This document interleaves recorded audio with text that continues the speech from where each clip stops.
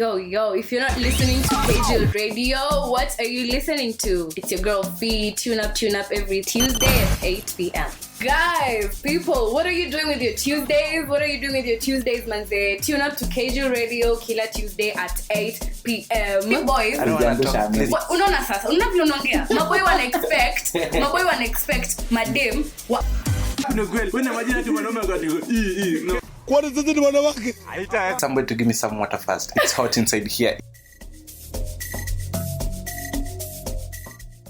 Kgill Radio, your audio space. Whoa, wase. It's another Tuesday. It's another week. How was your week? Yeah, Fiona is in the house. Ni ajeni mkoaje. Topic ya leo. Let the rest introduce themselves first. What? Umeachiwa tu podcast 1 hour. We Fiona in the house, we. Lazima wajue. Hebu kwanza before we start, umejintroduce sana, you know, with the cute guys in the industry. We don't introduce ourselves at all. But kila mtu anajua. As in, bro, do we say? They know the vibe. Mimi siwezi ongea hata jina bado sijasema. Anyways, the boys in the house. With the cute boys. Nimekumbuka ile cute boys association. I'm not. I will withdraw the statement. Lakini hakuna PSI handsome boy. Goodness. Guy. Nini. Mbona mna shade? We are not. Hiyo ni direct shading. Na waona? Tulieni. My guys, ni boy wenyu tena amerudi hapa. Round 2. Msengo Musa. Hivyo tu mtikienda. And you know guys, this Tuesday 8 p.m. how we do it here at Kgill Radio. It is your boy Mullick, your girlfriend, favorite boyfriend over here. You know how we do it every Tuesday 8 p.m. So let's keep it rolling. Remember this month we are doing it on women. So hey, ngoja kwanza. Your girlfriend's what? Your line. Your girlfriend's favorite boyfriend. Nikikupata. Girlfriend's what, bro? Nimesema it's your girlfriend's favorite boyfriend. You know, I don't say that. Girlfriend's favorite boyfriend. They say. Who is they? The chillers who are in a relationship. Bro, those who are single. Sema sijui niseme. Nyamaze. Usichome. 07 Zi wewe bado unadili na 07. Oh my god. 254. The same thing. Email me bro. We saweni. Okay, before we tuende sana, before ni introduce the topic, my co-host. Wewe hata sijui unafanya nini hapa bro? Nimepita tu. Mimi nipita nje. Mpita radio. Mpituki. Mpita radio. Okay, so Phil, how was your week? My week was great. I had exams, man. Zilikuwa tough, but my week was great. What? Yeah. Wanafunzi. Yeah, lazima tusome. You know, women empowerment, education is part of it. The wazazi. Lakini usijali, education is good. Najua mteni tukufanyia ile kitu basi. It's life. Isn't it ufanyika? It's normal. Usigive up. So many watu wangu. Akina nani wasome? Sisi. Watu wako campus. Mtihani si rahisi. But it's true. No, like, but campus is harder than any other level. Who said so? Well, for me, personally. That's for you. Campus is harder than like other levels. High school was a bit harder for me. Time tu ya kuamka dawn. Na kufanya camp. Hizo zingine nikifikia funky. Kwani wewe hiyo shule kutoka form 1 mpaka form 4 haikunisaidia. Au kuweka nini authority kwa shule. Uko na sasa kwa kuamka. So lazima ulikuwa mwenye shule. Sijasema hivyo. Ni tu guys, mshajua tu. Mimi sijasema mtu ni mjinga. Matuliambiwa if you love sleep. Hapana, sio hivyo. Unalala late unaamka mapema. Late. Alright, so into the topic. Me before ningie kwa the topic, my week imekuwa fiti. Nimekuwa up and down checking his stuff pale. Unajua we are hustling, but again remember for photo shoots, videography, check us pale at Kgill Studios Africa. Mimi nimekuwa tu hapa kule, lakini wiki imekuwa bad. Tunangoja corona hii wiki inakaa pia tuone itakuwa. Na tunakimbiza mwisho. Wewe inamaanisha? Tunakimbiza mwisho. Nini hiyo? Kimbiza mwisho. Utaget. achana nayo into the topic. Okay. So as in since tuko kwa women's month, ningependa kuongelea hii story. Na before I bring this story to the table, ni kama women by them mnajifeel sana. Acha niache hiyo. Topic ndio hii. What are the effects of women empowerment to the society? What are the effects of women empowerment to the society? Both positive and negative. For me, I feel women are over empowered from my society. Back it up.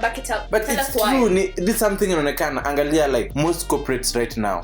Kanani wana top women. If you go to these informal settlements, utapata kilo NGO inaanza support girl siji support women empowerment, siji women what, as in everywhere just women. Niambie kitu umesikia siji support boys, hakuna. So unaona as in society boy chala na struggle, you don't educate this boy, una educate a girl.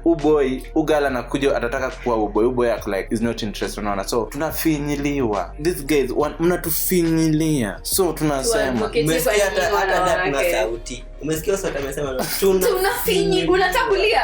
But it's true. Umja right now in the society tuko sahi, ukienda kutafuta job na dem, high chances dem atapata job ukose job.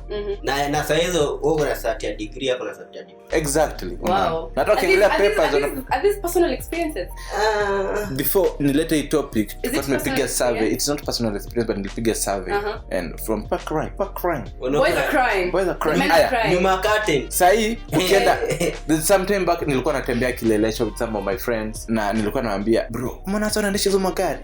As in these classic cars sign in madem range, get BMW X6 V8, you're like, yes, but isn't that a good thing though? Yes, it is a good thing. When you're like, damn, I love that. I love to see. Just see fine girls. And your time huko kwa Subaru. Umekanyaga Subaru like CD zimeisha. Well, work harder. You've worked hard. Imagine, uko na gari, uko married, uko na gari. Lakini yeye anatoka na gari, wewe unapiga Subaru. Well, wow. Okay, that's deep. So, okay, you're trying to say in a scenario where we're married, yes, alafu the woman has more money than the guy. Well, I don't see a problem. How can you see the problem? You're a woman. No, like, okay, see, we are tunafungua na macho, yeah. Sasa last time I was doing more of the talking because I had like more to say. Nilikuwa na feel kama I was the one that was opening my eyes. So I want you guys to open my eyes. Make me see it. The first thing mimi naweza sema ni unaona there's something inetwanga. Unajua see guys, ukiwa na do more than your woman, ni something that feel like useme you know ndachukua responsibility this and this. Na bado at the end of the month unasema for upkeeps babe, part of my salary unakula 10% of it. So if I have more money I wouldn't do that. Very rare. Hey women, atakatadi kulipa bills. Aseme pesa yangu ni pesa yangu, pesa yako ni pesa yetu. Exactly. Okay, your statement nimesikia kwa a lot of women, girls, and me personally kama dem I really don't agree with it. I feel like in a partnership or in a marriage everything should be 50-50 from scratch to end. Everything should be 50. Ayo story at sijui pesa yangu ni yangu, yako ni yetu is just wrong. You see girl, uni morio. Cause listen. Bro. You see, thank you my bro. Like sisi kama okay, mimi I don't see a problem with a woman having more money than a man. Aina noma for me. But everything should be 50-50, you know, in a sense that siwezi kuwa na do mob, uko na do less but you're still catering for everything. That's just weird. It's wrong. I mean, are you even my partner if I'm doing that to you? Ulisikia ile story ya Nakuru yenye this wife watu wake walifukuzwa because this guy alilose job yake. Lose job watu walifukuzwa fee. That is wrong. Na by the time this guy alafu this just scared to this girl alikuja kujua shule ni bibi yake. Na watoto wamekaa kwa nyumba juu ya fee. How do you call that? Wow. My own kids. Yeah, but just because I want the man to spend. My own kids. I think that's just inhuman. That's wrong. Mimi personally kama dem I wouldn't do that. Yeah, I would pay the like it's a partnership. Why don't we sit down and discuss? I will do the bills, you will do the rent. I'll do the fees, you do the, you know, evil. Like I think that's what everybody is Charlie alipe rent, alipe bills, alipe. Unaona hata kwa scenarios tu za relationships, hata si marriage pekee. Tuna date, we decide to move in together. You're paying the rent, you're doing the shopping, you're doing the bills. But don't unpack pesa nywele and I have money. It's wrong for me. Personally, I feel ladies it's wrong. And gentlemen, I think I'm loving this talk. Should be 50-50. So ladies, do you agree it should be 50-50? Please comment pale chini on Twitter. Tell us what you think. do you think as in when we are dating it should be 50? Na ina go down. See, it's not all about ati tuende lazima tukue into like we move in together. As in tukidate. Do you feel like them and sometimes anafaa tukienda on a date tukienda mahali anafaa you guys if I have the money I should be able to treat you because you know we're in a relationship, yeah, we're partners, we're both human. You also want to be treated, you also want to be taken out. I should be able. Do you have a sister mwenye kona character zako? Oh yes I do. Wow. But she's taken. So tukiongelea sasa umesahau jina like the girlfriend's favorite boyfriend. Right. What's up? Tukirelate Kenya tunasema na the topic women empowerment. Women empowerment kuna time yenye kunapata girls are being considered more when it comes to education and jobs and stuff, you know. So like unapata even right now. Really it's still happening. Yeah. Oops, I don't know. So let me finish my point. Sasa you is such a smarty at you know women have more money than men. It comes as a result of you Kenya ilikuwa happen because if you put girls kwa frontline ya kwa educated, I go get educated, I get my degree, I get my masters or whatever, I get a good job, I have money, then I get married, but my husband is still, you know, catering for everything. Pesa yangu iko tu. Of course I'm always gonna have more money than you because you're getting your money come, you're spending it, you're spending it, unapata. But yangu iko tu because you're spending money on the house, on your kids and on me as your wife, but mine iko tu. So I will definitely have much more money than you. I wouldn't blame that on women empowerment in general. One, women empowerment is not the problem. What's the problem? It's the woman herself. No, the society has given her power. Ndio hiyo. So mimi nikicomment kwa hiyo story. Girls mnisaidie. Sasa tumepea the women power. Ni wakikuwa wanalelewa like when they were being raised up walikuwa wanaambiwa like you are a girl, utagrow utakuwa mwanamke, si ndio? Yes. Na mwanamke kazi yako ni wewe unachunga nyumba. You should be dependent on a man. Na mwanaume ndo anafaa provide no? Yeah. So unapata ile time the women wana get empowered, you notion ni ati the man should be the one who is providing. Aitolewe yuko. It's still there. Iko tu pale but wanakuja wanakuwa empowerment. So yeye anakuwa empowered but baada kuna ile notion ya my money is my money. My money is my money. Pesa ya mwanaume inafaa provide. Can you unasema you still backing me up? No. Women empowerment is not the problem. The society is the problem because the same society wants to empower us but the same society is still drilling us and telling us. Society taniambia unajua women empowerment. Listen, let me finish. Society yetu. The same society empowering us is the same society feeding us with nonsense. Listen, growing up I'm told as a woman I'm supposed to learn how to cook for my husband. Yeah. Yes. I'm supposed to learn. But nowadays do girls even cook? Just listen. I'm supposed to be dependent. Skiza, I'm supposed to be dependent on my man. He's supposed to provide. Then I reach a certain level. I get to reap the benefits of women empowerment. I get educated. I get enlightened. Najua that I actually do not need to be dependent on a man. Najua deep down I know. Yeah. Because I'm getting my own money. I'm liberated. But at the end of the day, I'm still gonna have to get married. You see, I get married. See compulsory, my girls. I get married. Nime get married. Remember, nimereziwa nikiambiwa, my husband is the sole provider. I should depend on him. I should labor, dial down. Sifai hata kuonyesha niko na domob. Siju kuna nipata. You get? I'm supposed to dial down and whatever. Sasa the reason why I'm saying the society. One, society blame on the society. Society is teaching me two different things that do not correspond or correlate or whatever the word. You get? Because uwezi nifunza kukua dependent on a man, then tena unifunze kukua independent. How does dependent and independent work together? And that's why unaona like right now most women they don't depend on men, as in marriage is not like a priority to them. Well, so we choose the easier one. Being independent is actually the right way to go. Wow. I imagine we should be independent. Yeah, it's good, you know, when somebody is independent, we love it. But you know, when we are together, we are two. So when you are independent, like there's not that high rate of dependence. When you're like unakana dem anakuambia huku nipea pesa za party, I'm like what the fuck, unaona? Because you know when you are dependent, kuna some things you have to provide for yourself. Because when you are working, you're getting some cash. It's like easy zinafaa cut it off. Pesa you can take ease off na kupiga shopping za nyumba, unaona? Hizo small stuff kwa hao, unaona? But is cool like food, transport yako, hair, everything, makeup, it's all on me. So you agree that it is the woman? Exactly. Because not all women are the same. Yeah, me personally, am I not empowered? I am. But am I solely dependent on a man for everything? I am not. Wacha kutafuta sifa online. No, like okay, fine. What are you kutafuta sifa? Kidogo tutakuwa tunasikia ati hello, can we call her? Yeah, for a talk. No. Asiwadanganye. I am dependent. Okay, lakini tunajaribu kusema ni not all women like saizi wacha niseme a really high percentage of women have become empowered. But for your percentage ya watu wako empowered, si wote wana behave like this. True. And so that's why mimi nasema the problem is the woman herself. Yeah, because unapata kuna these women wamekuwa empowered and wameamua ku take the initiative to change the society. Because anasema this lady mwenye anasema as in for her she went through a very hard way, unaona. Na alikuwa anasema as in yeye kutoka for example napenda Makena the CEO wa Be Bold LGBT. Makena alikuwa anasema alitoka LD kwa Mata akakuja Nairobi, na kukam Nairobi alikam like a story, kusikia story is like aliepa home, aliambia maparo you know this me I'm going to Nairobi.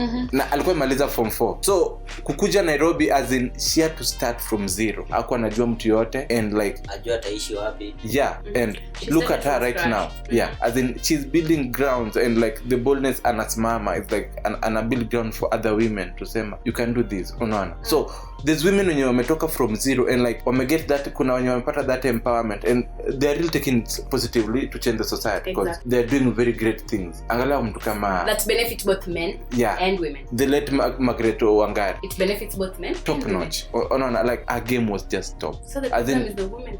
Exactly, unaona. Na ukisikia story ya Mangari anasema bwanake alimdivorce lakini still live jina bwanake Wangari Madai, the Madai name. So the only thing alifanya aliongeza ndio isikue bwanake aseme anatumia jina yake afadha tu ndio kwa Madai, you get it. So as in mimi na feel women wame stand up and there's a lot of women wamekama hapa manza project na support both boys and girls in the society because anasema she got empowered na anasema she's giving back to the society. So as in not all, na kuna pato wengine like mtu anasema kuna this woman mwenye ana run donate a wig to the cancer organization. She was telling a story that she grew in a family where there was no that love as in the parents, unaona. But then hadi alikuwa anasema nitaolewa kweli. She was like she got married very early and right now they're still together 23 years in marriage. And anasema it's good, it's nice because anasema she took the step and understand the guy, unaona sasa. And anatumia that opportunity like anasema despite the relationship of her parents not working, give me that has ingewa, unaona. Na that goes back to women because unapata a lady amekuwa empowered and this goes direct the organizations. I don't know any organization but this organization is a support women. Them maybe amekuwa assaulted na bwana. Well, they have a quarrel or a fight and udem akaenda kwa. I don't support gender based violence. But ukipata udem alipigwa na amekuja kwa organization yao be like nilipigwa na husband wangu. Nyinyi as an organization, do you advise her that to go independent and you don't need a man, you have to go alone, you stay alone. And these organizations that go to an extent hadi kuwapea nyumba, they stay there. Mark they never call the husband wakauliza where was the problem, unaona. Like waekwe pamoja hivyo wakaambie no, okay, you guys you fought, nini ilifanyika, wa collect the unasema we hear from both sides. Exactly, then waseme I get you this and this, na watafute marriage counselor waongeleshe. I have a question. John and Mary are married. Yes. John is physically abusive to the wife. Inaweza kuwa maybe Mary anakosa at times but anashinda amempiga. So this organization decides to advise Mary to leave the man. You see, when you sit them down, both Mary and John, and ask them both sides of the story, tutapata that yes, Mary alikosa, but it is not right for Peter to kupiga. Exactly. So for listening to both sides, when it comes to gender based violence, I think in my opinion this most not as organizations pekee, just generally because ukisikia someone hit the woman, the first action is leave the man. Because if he hit you once, he could hit you again. You see, whether you did wrong or not, I'm not your kid. You're not supposed to hit me. So listening to both sides of the story is not really going to work. Because tutaka chini, we'll have a marriage counselor, we'll solve it. Then I'll say, marriage ni kuvumilia. Every marriage has ups and downs. Let me finish. Every marriage has ups and downs. Then turudiane. Yes. Another 3 years later, the same thing happens. We still come as the marriage counselor. Then Mimi, at the back of my mind or at the back of our mind tutakuwa tunasema tumego through hardships mob kwa marriage yetu. Sasa mimi what I would want to strongly say, physical abuse is not part of marriage hardships. The moment there is physical abuse, end it. In my opinion, physical abuse is one of the things that utasema ati tumepitia shida mingi pamoja, because pamoja I was the one that was being assaulted. No. Sasa when it comes to those organizations, probably telling a woman that she doesn't need a man, that situation would not exactly be right, because unampatia some kind of hate or block towards every other man, which I don't agree with that. But when it comes to gender-based violence, I also don't agree with listening to both sides of the story. Okay, listen to both sides of the story, yes, but I would not advise a woman to keep on staying with a man who physically abuses them. Ladies wana ignore red flag, wanaona hii ni red flag, but una ignore this guy. Unajua is so abusive when he's drunk. Leave. Then uko tu hapo unasema my guy ata change. Now that's what I'm talking about. No. Sasa hapo both sides of the story actually. So in that situation, I'll blame this chile, because unaona like this guy akilewa toxic, ako very abusive. This guy kuna kitu kimwambia amejaa mtu na tempe yake ishapanda everything. Unaona? Protect yourself. Exactly. Leave. So in situation like that toka. But upata situation yenyewe you guys mnakuwa mnahave a talk, then mpata demo man. So nipige. Nini then like in a way this game alikuwa anajidefend. Maybe demo alikuwa anataka kumwata. Yeah, but there's times when actually guys defend themselves alafu them cries wolf wa kwanza. He hits me. No one is going. I get what you're talking about, listening to both sides of the story. Tuna argue, then I throw something at you. Sindio? It hits you. You throw something back. We have an ultra, sijongi kusema your word, ultra whatever. Your men are just physically stronger than women. So tukipigana, I will end up hurt. Biologically and physically, I am weaker. Me don't tell me. When the neighbors come, I'll be the one that's probably bleeding or whatever. True. That man is abusive. So in such scenarios, listening to both sides of the story can make sense. I watched a movie enye ili happen hivyo, then dem alikuwa na bleed tatata. The cops while investigating to American movies, detectives wale wana vile wafanya vitu zao. They investigated waka realize it is the woman that actually started the altercation. She was the one that got fined because you started it. This man was defending himself. Juu hautasimama hapo, dem anakurushia remote, anakupiga makofi ati unasema ati a man is not supposed to hit a woman. A woman is also not supposed to hit a man. Let's just not hit each other. Isikwe gender stuff. There's this guy mwenye alikuwa is a Uber guy. Alikuwa amenebewa, then hiyo story ilikuwa imetoka stories za madem kwa rape usiku, and so kuvutwa hivi kwa barabara. That guy I think ilikuwa around Saturn, kwa nimetoka job, then this guy kanambia unaenda wapi, nikampea location, kanambia before tuende ningependa you share your location with 2 or 3 friends, so if anything happen those guys wanajua. Remember this is an Uber guy, and anambia hivi, this Uber driver. Why? That's so weird. Is he planning to do something? Nikamuuliza mbona nasema hivyo, kanambia alipatikana kwa kesi ya mademu watatu, wakasema alikuwa nje buku, alimwambia na ni ukweli ukwenda kufanya hivyo, kanambia ama demu alimset up, wanasema alipo mademu usiku, then siku na wili wamekaa nyuma, mmoja amekaa na wewe mbele, then sile una drive to them, dem anakuongelesha na kupigisha story. So wanapiga story like walikuwa wanaongea sana ama dem hadi au kuamelewa ile unasema tu amelewa, bado walikuwa sako walikuwa wanaenda club nyingine. So hiyo kutoka Kitengela tangu afike West, kuna place nyingine wakaamua kuchila long Mombasa road, dem akambia nini is it nini. So you just know we guys tukutusema we are physically weak. Fine girl touching me, sexually weak. Yes, fine girl touching me pole kutoka kwa pole as in sita drive vizuri, the hormones are very active, and then akambia unaweza kando, we do our thing. These girls watajipata shughuli.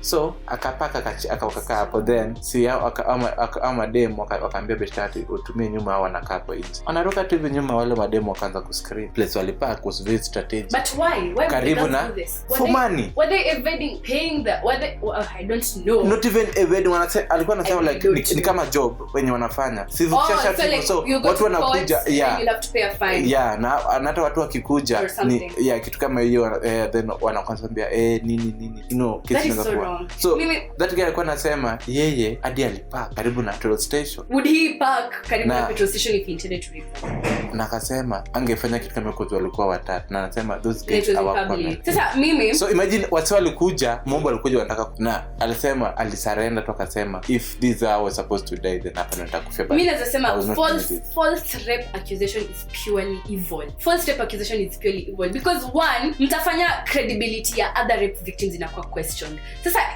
every time a girl will say they've been raped, people will be doubting them. Exactly. Sasa what about the girls who've actually been raped and they need help? People will be doubting them because many girls are lying about rape and it sucks. Yeah, and inakuja na over empowerment in that dem akikuja utasema alirepiwa. No one will listen to the guy. Exactly. Unaona kila mtu akwa like yes amekuwa raped but the true story behind it nobody knows. New dem ndio anajua. I get it. A friend once told me a friend was juzi tu hapa. I was telling my friends, I don't know if I was in school nikifanya exams. So I was telling my friends about a time when sikuwa na mask usiku. I'd gone out with some of my friends. Alafu cops walikuwa wanataka kuarrest and stuff. Sasa, you know what advice my male friend gave me? It was a guy actually. No, it was a girl. What advice my female friend gave me? Aliniambia ati na wewe ni dem. Unashika na karao. So I was like, enlighten me. Ati una scream tu unasema amekushika. I was like, I swear, beshangu aliniambia hivyo. I was like, okay. Start surprisingly, yote mtu kiongea, mimi pia nikasema, mimi ni dem. Mimi siwezi shika na karao na mimi ni dem. You know, like it's in our mentality actually. I'm kind of getting it because now I realize how wrong I was to say that. I'm realizing now I said it in front of boys. So I'm imagining how they see me now, you know. I'm realizing how fucked up that was because nilisema ati angeendelea tu kuinsist nikaanza kusema ati lakini yeye ni mjanja alikuwa amesimama tafa distance angesonga karibu angeshangaa. So unajua tunapiga post story tunasema vile so una scream tunasema na kushika appropriately alafu it will just go away. Na kumbuke I'm the one on the wrong. Exactly. Mimi ndio sina mask. This nigga is just doing his job. Mimi ndio sina mask. But I want to use my feminine powers granted to me by the society to get out of a wrongdoing. True. Which now I realize is so wrong. I didn't exactly do it, but you know just saying it out loud makes me realize how fucked up it is. And but actually hiyo nikisema inafanyika sana because ladies wanajua nikifanya kitu kama hii itakuwa backed up in because the social media. My fellow girls will post it. Because everybody will come out this and this and this and this. Umeona scenario zenye dem anasema sijui I was with this guy, he has been assaulting me for this period, but no one down the story so like ukipata maybe this chile was so toxic hata this guy never assaulted. Mmoja kuna dem atakwambia mimi siziachwa yeye anaachana, so akiwachwa she finds a way to make this guy it pains you like you're the negative guy. And on that story see at people like guys akuna wasabaya huku nje kuna wanaume wenye wako very very very inhuman. Unaona watu immortal people who rape their 4-year-old kids and 2-year-old children on normal grounds. Who does that I'm not saying wanafaa wachomwe kina nani mtoi wako man 2-year-old as in how na ukiingia tu pale tao kuna choche unapeana tu kobole kuna kobole bro ushike pin the location kobole bro wait tunaongelea nini atika confused chill hapo you don't get it kuna atika kobole ushike wewe ujui this story nilienda job unajua mambo za kuaso leo moja mbili so nilikuwa hapo karibu na Kenya Cinema then sasa mimi niko ndani hapo kwa hiyo Faricom shop iko hapo tulikuwa fanya tu renovation toa kichwa hivi nje napata dema anaambia boy kushika ni bure kufanya kuna ziko na bei unaona and you got motivated wow you actually did it hapana si mimi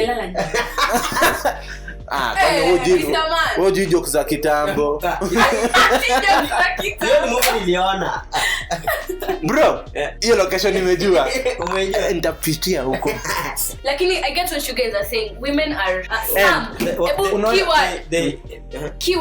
keyword is some are using some women are misusing the empowerment society has given them. And that is wrong. And I think wanafaa get na ningependa sana these women wasikie. Na this goes back to the society. Unapata woman amepewa power to empower like these young mothers from the society. Then akisikia like the donors and the sponsors they are coming anaambia madem kujeni wapige picha mjifanye like we've been helping you, then nikupe 500 or like 1,000 bob. Yes, this young lady atakata cause in the real sense she really needs this money cause akona mtoi ana job bado ni mdogo, unaona. So in a situation like that unapata it's very very hard for udem akata, but in the real sense funds are coming, these women are given point in the society to support these young mothers who are still teenagers, most of them, but they don't support them. But wakisikia the sponsor now want to see, wanakuambia kuja tukupe sabuni tukupige nao picha, kuja tukupe nguo tupige nao picha, unaona. Then ama kuja tukupe 500 tukupige picha, ukuje useme we've been helping you. Personally that chile hawezi kata cause anajua anataka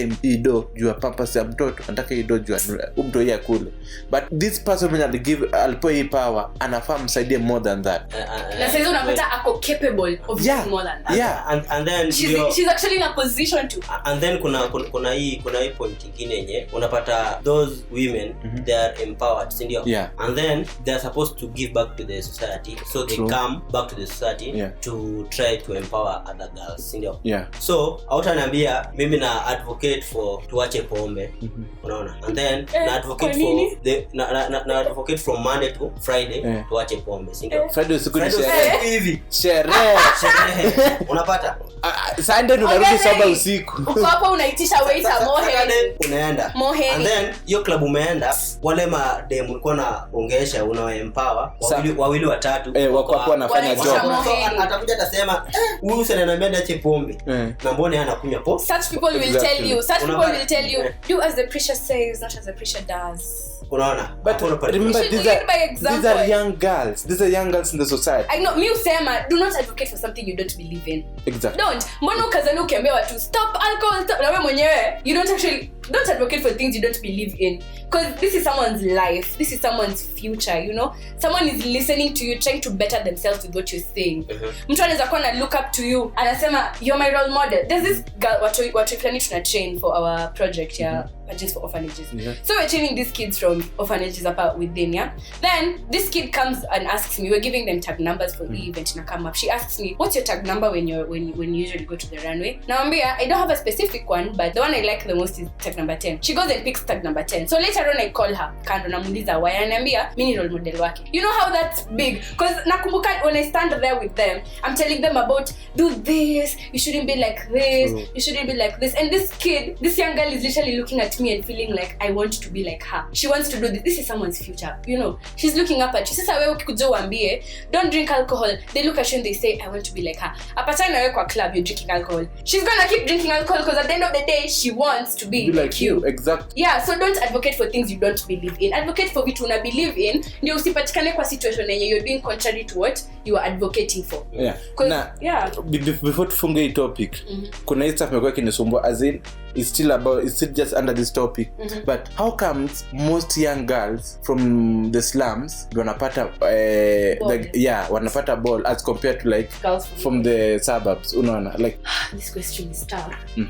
I know it's really tough. First of all, please let's get your opinions pale kwa comment section. Why do you think girls from the ghetto are prone to early teenage pregnancies in more rural areas than girls from the ghetto and rural areas? Exactly. More than girls from the suburbs, and rich areas. Utasikia most school dropouts are girls from the rurals. You know why? Kwa nini mbona mnafikiria ni hivi? What happens? Is it the poverty? Is it lack of knowledge? What is it?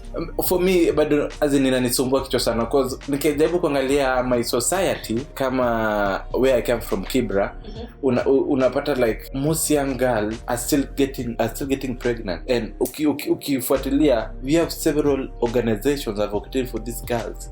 So as in I still don't get it. What are we not doing? I'm wondering, is it the organizations, NISO, NGOs that are doing it wrong, or is it the girls who are not listening? What is it? Or is it that the community is not even training the boys on the other side, so the boys are just doing what they're supposed to do? Society. We need to say society.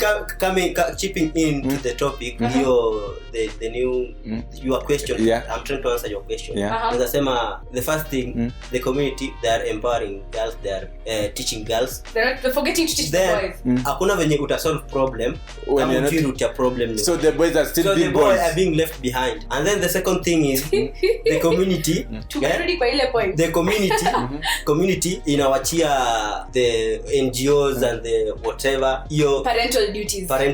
Parents wamekaa wanasema si anaendanga pale. I've had parents say ati hizo ni vitu za mzazi kuongelea. I'm like sasa ni za nani kuongelea? Parents don't want to talk to the kids about sex. This topic I don't want to talk it right now. You need to talk next time. And by the way, guys, mlikuwa mnaona news pale? Nimesikia kuna P-men, P2 for men. We are happy as for it, you're happy. Yeah. Wacha nikwambie, I'm seeing boys online wanasema vile mimi siwezi meza hiyo kitu. Kwani ati mtu aliandika ati nimeza vitu kwani mimi ni mwanamke. Yo, what nani? Before that tuendelee. I'm surprised. Iko lakini sasa tuna meza tukisha enda ama before tuende. Walisema testing, walisema inaitwa option 2. So the morning after pill. I think it's after. Lakini hapana. I think ni before. We for men ni before, bro. Haiwezi kuwa after, bro. Bro. Ushaibega ati please umeze tu. Meza tu. Meza tu. Siko ready meza. Sahi. Na mimi kevo meza. Sahi. Sasa tafadhali nakaa hivi. Aki please. Mimi kwangu anga ina react pia ina react. Sasa mtu akikwambia ati kwangu ina reacting unamwambia pia mimi ina react. Yo, we are happy as men. Now that is 50-50. The 50-50 we are trying to advocate for, yeah? Yeah. We agree? Sahi uzuri kuzaa ovyo. Ati kevo unakumbuka ile siku? Ati yako pesa pitu. Unaambia nitumie lini? Na siku meza moja. I took 3. Mimi nilimeza. Mimi kwa na overdose. You cannot lie for me. You guys know. Mimi overdose. Yo, this Kgill Radio, it is your boy Mullick, your girlfriend favorite boyfriend over here, and you know how we do it here. This Kgill Radio. Keep subscribing. See you every Tuesday 8 p.m. Yeah guys, bye. Do not forget to give us your comment because we're basing our next topic on your comments. True. On your comments. What do you think? And you follow us on Twitter, Instagram, Facebook, and YouTube. Kgill Radio, your audio space.